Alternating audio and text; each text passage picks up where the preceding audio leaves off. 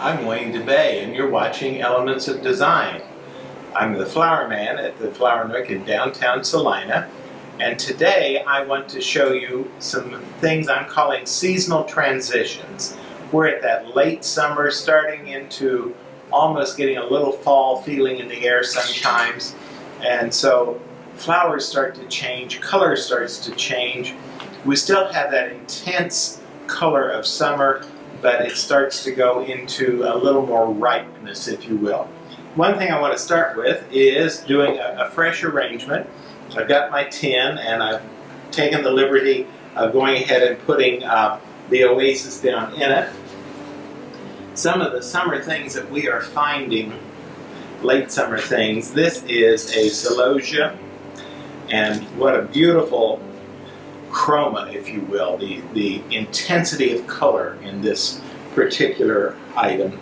This is actually one of the everlastings, and it will dry, but we're using it as a fresh today.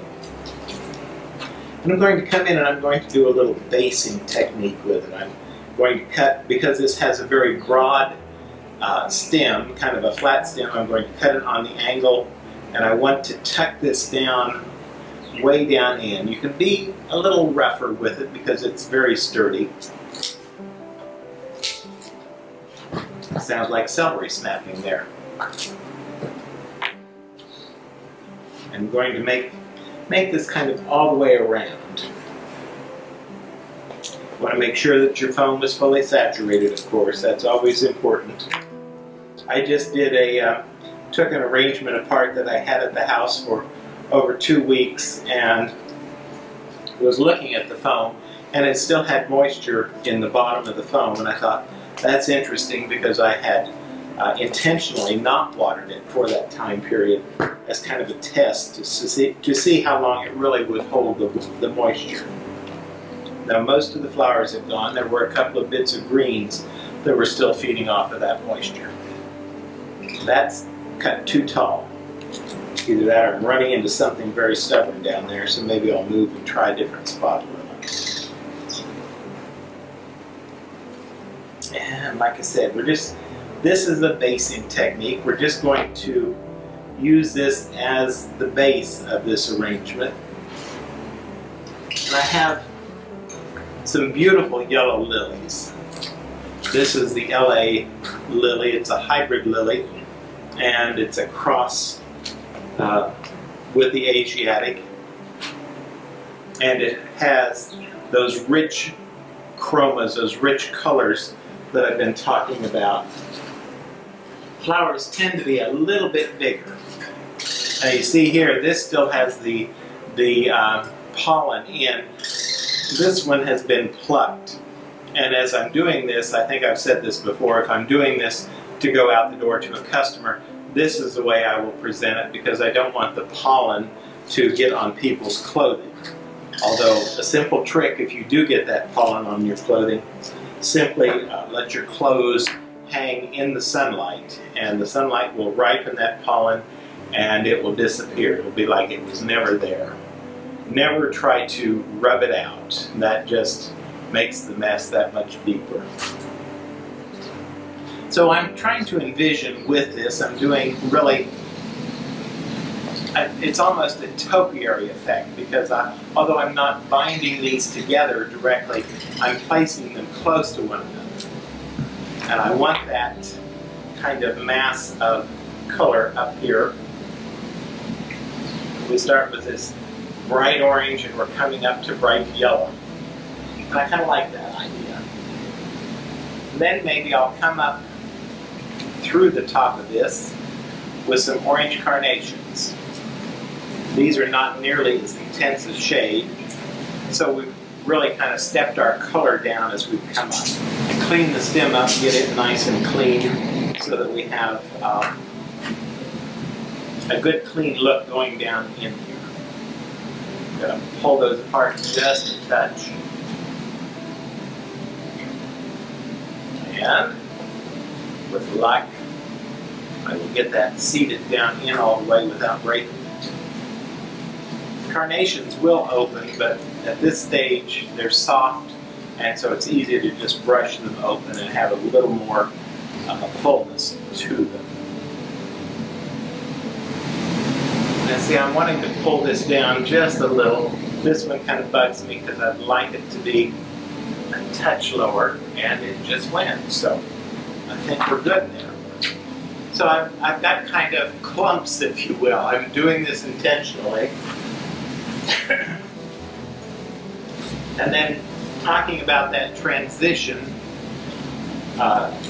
this is the millet, and it is still in the green stage.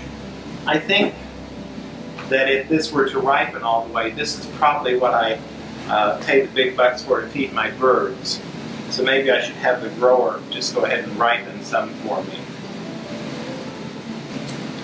I want to see what we can do adding this millet in here. I want to come in kind of in between, put these kind of fuzzy little caterpillars, and they've got great motion. You know, you can see that they nod very easily. Motion is always an important part of design as far as I'm concerned. If you don't have something with some motion in it, then it doesn't look very alive. So we'll try to put these in and get that motion in.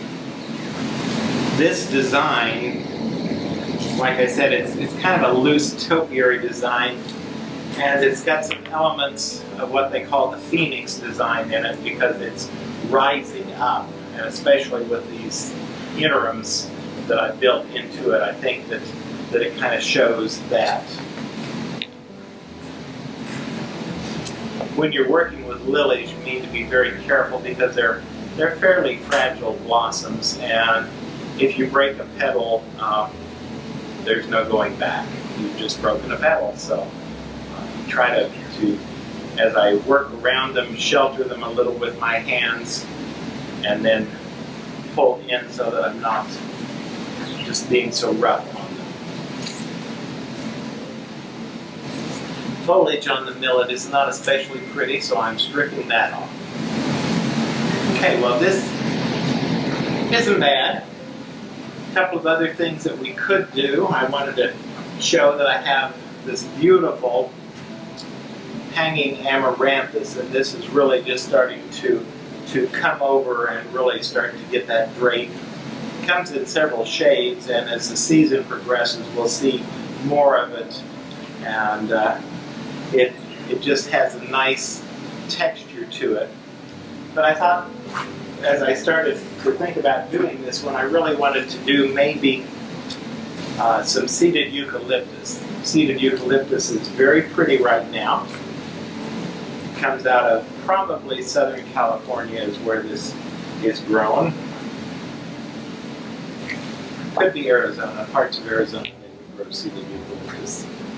And I've got the celosia down to the edge. I want to come in and kind of tuck this in between and really just use this as a filler, I guess. You know, they're probably the most popular filler would be baby's breath, but this is another one of those textures and elements that you certainly can do to change it up a little bit. It also has a great masculine texture. The eucalyptuses, I guess if you were looking at feminine versus masculine, I would tend to call them a little more masculine texture-wise.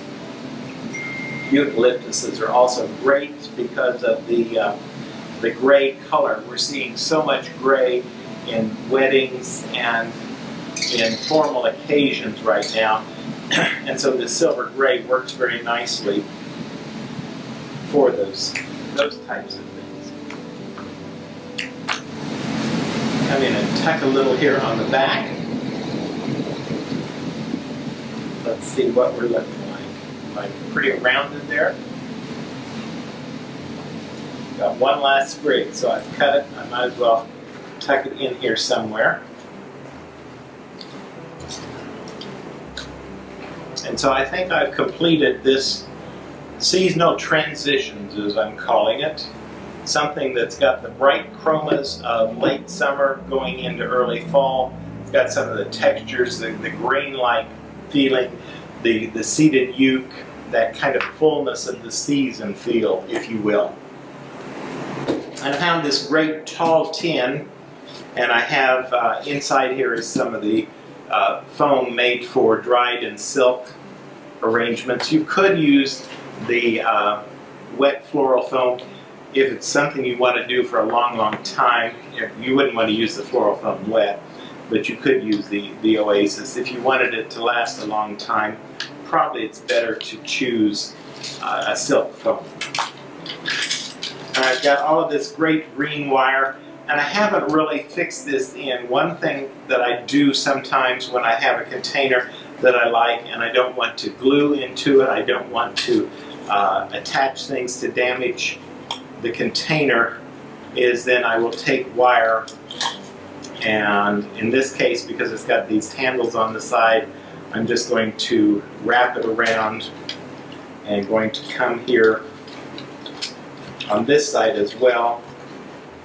And unless it's just really crazy, jerked around crazily, this should secure it for anything that we're going to be doing with it. Then I've got all this other left here, and I thought this was something I salvaged from a design I was working with, and I had this left over, and being a borderline hoarder, I guess, I couldn't throw it away. So I looked at it tonight and I thought, you know, I like this crazy texture, so I'm just going to kind of push it back and forth in my hand. I'm going to come up, and I think I have some greening pins here. I'm going to go ahead and put that in because I want to break the edge of the container, and I want this kind of a wild feel to it.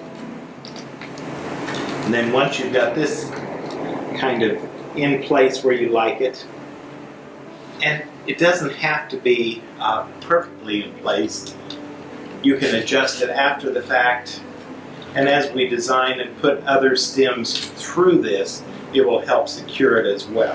If you like these ends hanging over, but like here, this end has a little bit of wire, so I'm going to cut it, and then I'm going to take my pin and just wrap it to make a little curly cue. So it's not just a blunt end coming down. You've got a little bit of character to it there as well.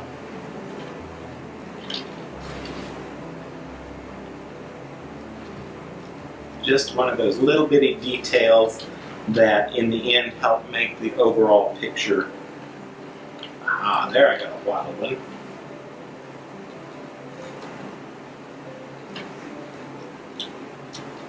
And there's a little wire.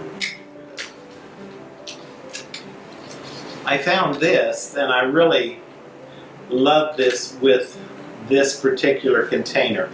This berry picks up the colors in the container, and definitely a feel for a great fall sort of container, or permanent, not container.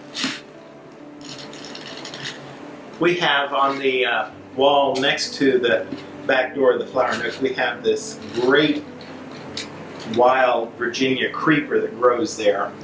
And in the fall, when it loses its foliage, then you have these wonderful branches with all these berries hanging off of it. And that's really what I saw when I looked at this. I thought, oh, it's that Virginia creeper.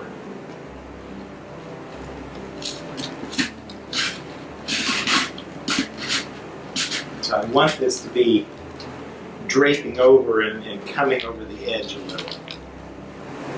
And I also found this is, I believe it's a silk imitation acacia, which in the floral industry is a spring blossom. But this was a good fall color. I like this fuzzy little blossom. And so I'm going to come in with this and put a little more center to it.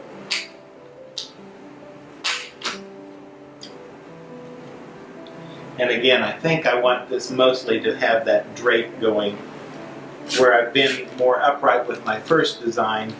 This is more about draping over and the fullness and dripping over the edge.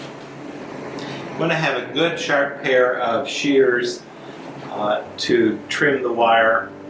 This wire is not bad. I definitely have had things that have a lot more wire in them, and so I will go to a heavier cutter to do that. But this is thin enough I can achieve it without hurting my hands.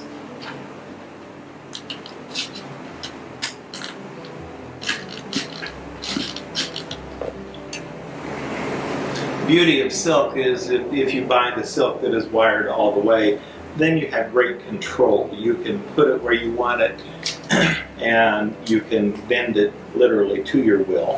And this is a beautiful silk sunflower, and I'm just going to come in and tuck this down along the side here because I've left a little gap. You know, if this is something that you want to redo and use somewhere else, then you've not damaged your silk. You've got it right there. You've got the depth to pull it out and redo it. Plus, I'm not sure the cutters will cut this, so we'll try this without it. So, one of the standards in floral design, theoretically, is that a design should be a time and a half the height of the container. Obviously, we're not going to get that here. This is kind of one of those, once you know the rules, then you can bend the rules. And it gives it a different look. Rather than always having to have everything super tall, this lets us come in and have something a little lower. This would be a better piece maybe for a place that you walk by, where this is something on I could see a credenza, maybe on an island, kitchen island, something that you come up to and it's up and very full. This is something that I would place more somewhere that you're walking by and you can look down into the top of it rather than have it all up and tall. And I think, by golly, I have achieved this. So here's another take on fall. This one in the permanent, and like I said, it's got a lot of those elements. I love the drape. I love motion in things. That's one thing that I have always been attracted to, is having that flow through design. And while it may not be for everyone, it could be for you. So we'll set that aside, and I've got one more item that I think I'm going to try. This is one of those that I said to myself, I should do this before, and time did not allow me to do that today. So either it'd be great fun or a miserable failure, but one way or the other, we'll live with it. Got this. This is a pre-made wreath form, and it's got this flocking on it, kind of like almost a turf grass, similar to what you might have on your front porch. And I got to looking at it and I thought, well, there are several things you could do with it. First, the way this is made, if you want a thicker piece, you could glue these together. You could take hot glue or cold glue if you've got the time, sticky glue, and glue them together so that you have the depth. And in doing that, then you also have a double-sided wreath. So this would be someplace that you would see from both sides. Maybe in a house, if you have a place you could suspend it from the ceiling over an island or a place that you're walking by. So just always try to look at it from as many angles as you can. And this, because this is a foam base, we're going to come in here. I've got some of this 6-inch mesh, and I've trimmed the end and put a knot in it.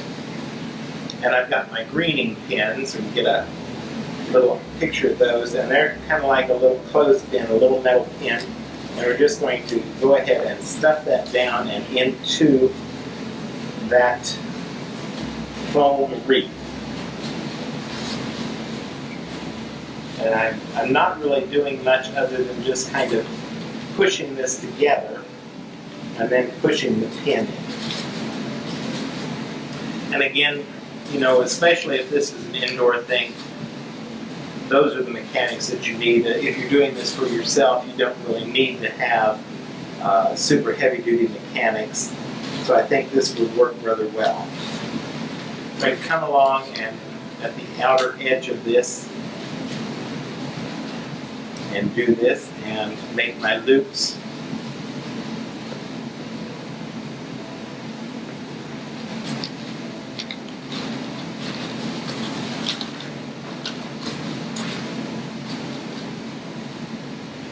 Mesh is very, very versatile. I know that one of my ladies is going to be teaching a mesh class this fall, and you can either call here or talk to, it'll be over at the Limon Event Center, so you can watch their news information too about that.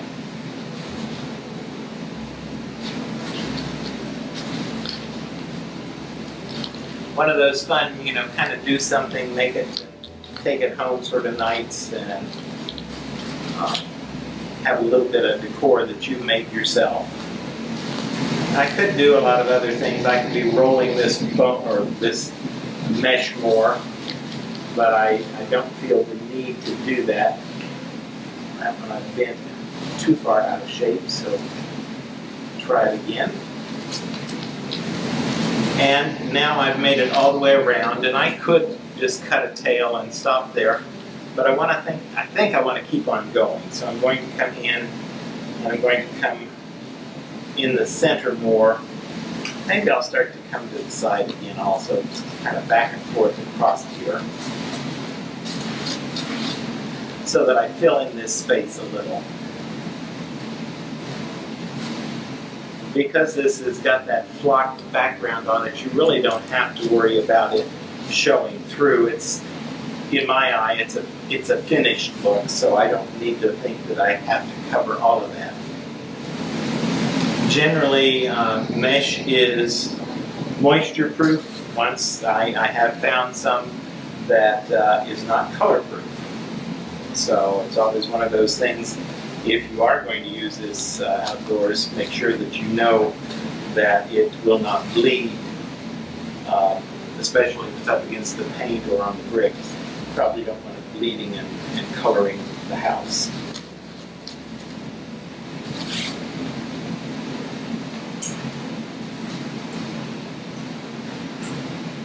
Could use this with, if you had corsage pins, I suppose you could also maybe take a little more to knot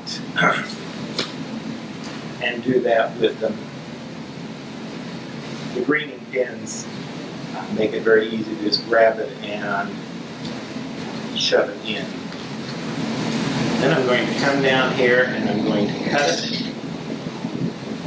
I always try to cut mesh straight across, although sometimes that's a trick to figure out where straight across is. And you can leave it open like this. What will happen is it will fray, so I like to control that fray a little bit more. And so I just tend to pull it in a knot. And then I've got this end on it, and again, it's a little wilder than I want it to be, so I'll just come in and trim the end. Now, if this is not going to lay down where you want it to, you can come in and pull this and pin it down to give it a little bit more control. But I think I'll play with that for the moment, leave that where it is. I want to come back in with this drapey greens or berries again. And again, I'm just pinning this all in. It's not going to be glued. You don't have to burn your fingers with hot glue. You can just come in and pin this in and do it very simply this way. Come up under there and pull that end down a little. And I thought about, this is a Viking palm, a permanent silk impression of really what looks like a miniature sunflower, and we do have these in fresh. They're the daisy size, and they have that great lasting quality of the daisies, a very versatile little item as well. So let's just come in here. I kind of spread that out, open that cluster up a little.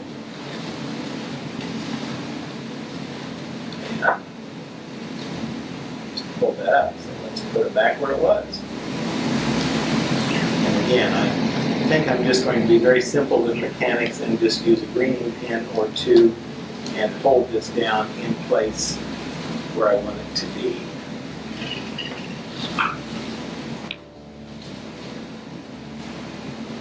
So let's see, I brought this ribbon, maybe that'll work. Thought this might be a nice complement to it.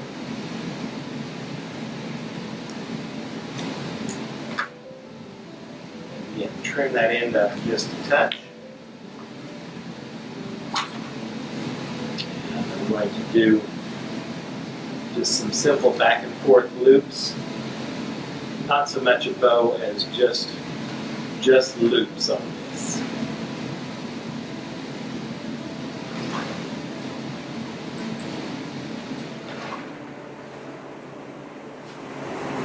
And again, I'm not even going to put a wire in it. I'm just going to go ahead and pin this together and keep it all very simple, very, very informal with design.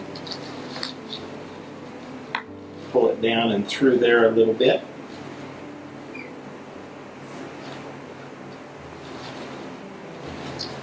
Bend these up a little to get that color sprayed out a little bit more.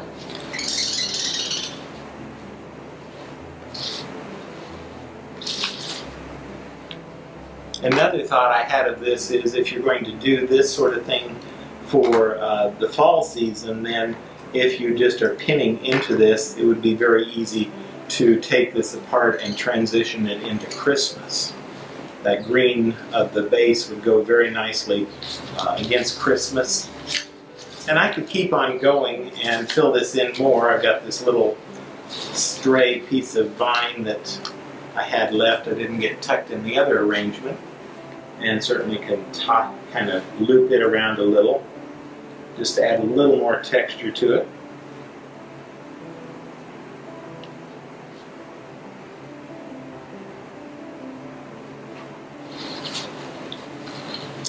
Just come in and tuck this in, see if I'll get in here.